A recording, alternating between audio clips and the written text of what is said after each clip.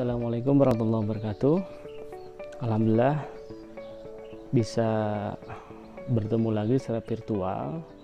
Pada video kali ini saya akan melanjutkan video seri perkoperasian atau seri koperasi syariah. Pada video kali ini saya akan coba untuk berbagi, untuk memberikan stimulus. Nanti kita bisa kembangkan dalam diskusi atau tanya jawab. Para penonton semua yang menyimak video ini bisa memberikan komentar di kolom komentar nanti, baik pernyataan maupun pertanyaan terkait dengan tema pada kali ini. Bismillahirrahmanirrahim. Ya ayyuhalladzina amanu la ta'kulur riba adhafan mudha'afatan wattaqullaha la'allakum tuflihun. Pada video kali ini temanya adalah usaha koperasi syariah. Ini adalah bagian ketujuh dari seri koperasi syariah atau kupas tuntas koperasi syariah. Nah, untuk koperasi syariah, dalam hal ini adalah usaha koperasi syariah, kita merujuk kepada fatwa DSN ya. Di video sebelumnya saya sudah menyampaikan bahwa fatwa DSN MUI yang ada irisan, ada keterkaitan dengan koperasi adalah fatwa DSN nomor 114 tahun 2017 tentang akad syirkah. Sehingga kalau kita mau mengkaji bagaimana usaha koperasi syariah itu, maka kita tidak boleh terlepas dari fatwa itu. Di fatwa DSN nomor 114 2017 itu dijelaskan bahwa usaha yang dilakukan syarik atau mitra ya, para mitra yang melakukan akad syirkah ya, usaha yang dilakukan oleh syarik harus usaha yang halal dan sesuai dengan prinsip-prinsip syariah dan atau peraturan perundang-undangan yang berlaku. Jadi prinsipnya usaha yang dikembangkan oleh koperasi dengan menggunakan skema syirkah ini, pertama adalah bahwa usaha itu harus halal. Itu prinsip utama. Yang kedua, usaha itu tidak boleh melanggar prinsip-prinsip syariah atau harus mengikuti prinsip-prinsip syariah. Yang ketiga, karena ini adalah negara hukum, tentu badan usaha apapun termasuk usaha yang menggunakan prinsip syariah haruslah mengacu kepada peraturan perundang-undangan. Nah, kalau koperasi tentu kita harus mengacu kepada Undang-Undang Nomor 25 Tahun 92 tentang perkoperasian. Kemudian juga harus mengacu kepada peraturan Menteri Koperasi, diantaranya yang terkait dengan izin usaha koperasi syariah itu adalah peraturan Menteri Koperasi nomor 11 tahun 2018.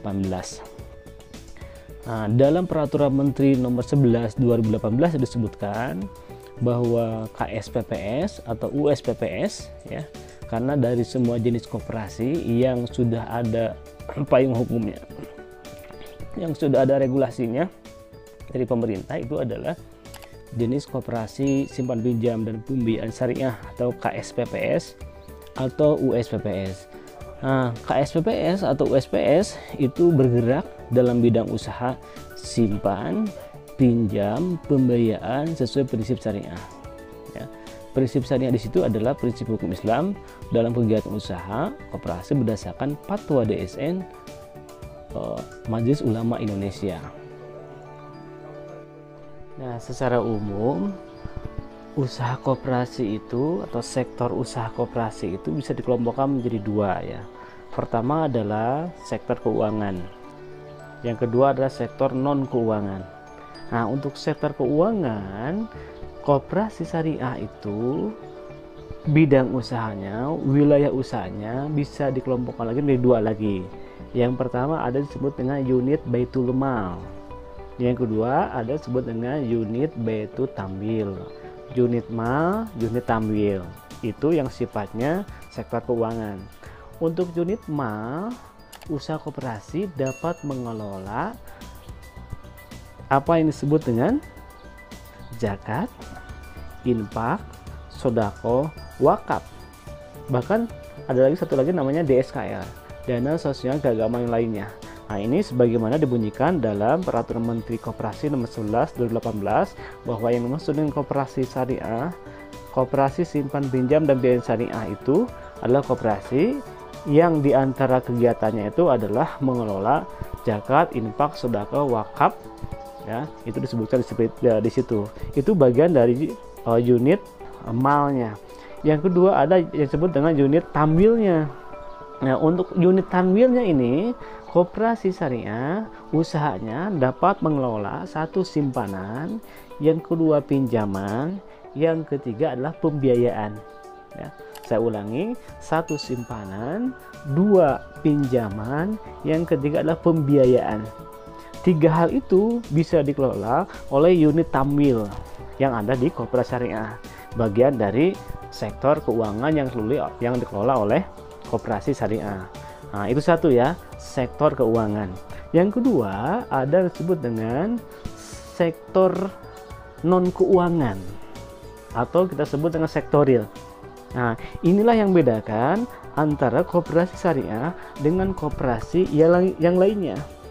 Kenapa? Karena akad-akad dalam pembiayaan khususnya ya itu tidak mendikotomikan antara sektor keuangan dengan sektor real. Contoh misalkan ada akad pembiayaan murabahah, dia itu based on sektor real, barang. Jadi objek transaksinya bukan uang tapi barang yang ada di sektor real. Ada lagi akad al-ba'i as-salam, sama juga itu ya. Ada lagi akad al-ba'i al-istisna, sama juga itu sektor real. Jadi mengkoneksikan antara sektor real dengan sektor keuangan. Tidak ada dikotomi antara sektor keuangan dengan sektor real di koperasi syariah, sehingga koperasi syariah bisa masuk tuh mengelola sektor real ya. Bisa banyak hal bidang yang bisa digarap di sektor real ini. Nah, berdasarkan pengelompokan sektor usaha itu, untuk yang memberikan benefit langsung berupa SHU kepada anggota adalah dari pembiayaan dan dari sektor real itu ya.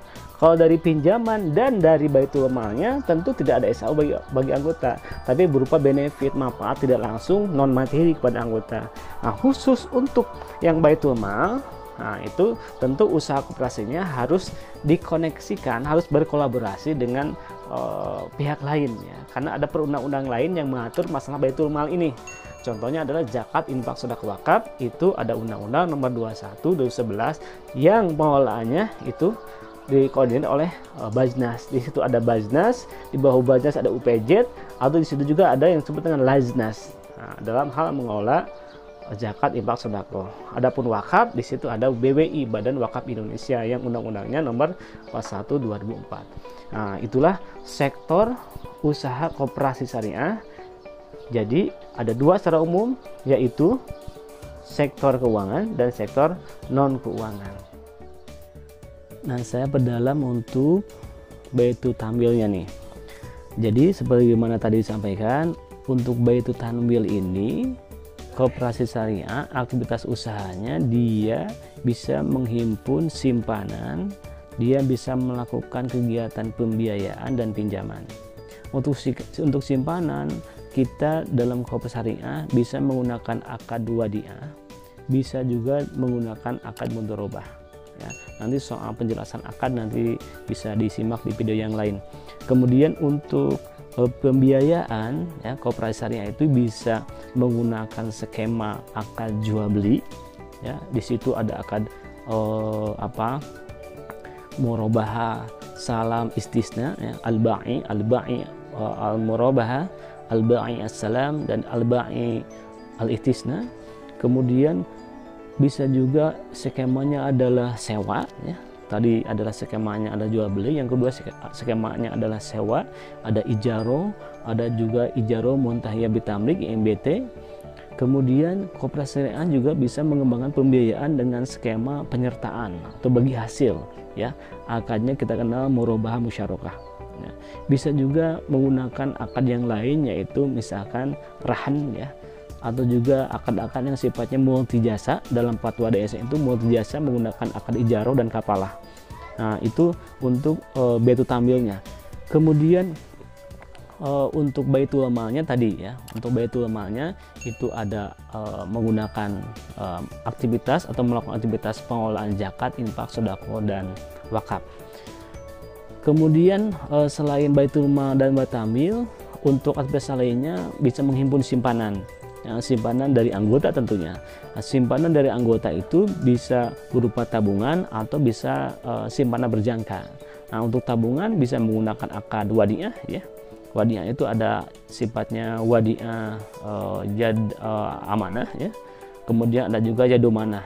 Di mana perbedaannya kalau yad amanah si penerima titipan itu tidak bisa mengembangkan aktivitas usaha yang tanpa seizin ya, tanpa seizin dari yang menitipkannya. Kalau dalam yad al-amanah di mana si penerima titipan koperasi itu bisa mengembangkan dananya itu untuk pengembangan sektor usaha.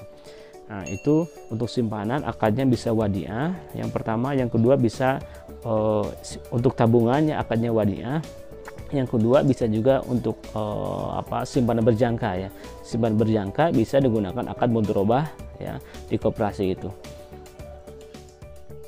Nah ya, jadi tadi itu ya di baitul tambil itu ada simpanan, ada pembiayaan, ada pinjaman. Nah, sedikit saya tambahan dari saya terkait dengan pinjaman. Pinjaman itu masuk kategori akadnya adalah tabarru. Ya, di dalam skema akad syariah itu ada transaksi yang akadnya berbasis tabarru, itu sosial. Ada yang akadnya adalah berbasis tijari, bisnis. Untuk yang tabarru, contohnya adalah pinjaman. Pinjaman. Jadi pinjaman ini masuk kategori kelompok akad tabarru. Oleh karena itu untuk pinjaman di koperasi syariah tidak boleh ada margin, tidak boleh ada tambahan. Jadi kalau meminjamkan 2 juta ke anggota harus kembali 2 juta. Ya, tidak boleh tambahan di situ. Kalau ada tambahan di situ maka masuk kategori riba. Kullu qardin jarra manfaatan fahuwa riba. Jadi kalau ada tambahan manfaat ziyadah dari pinjaman dari qard, maka itu masuk kategori riba. Oleh karena itu yang namanya pinjaman di koperasi syariah tidak boleh ada tambahannya, tidak boleh ada ziyadah.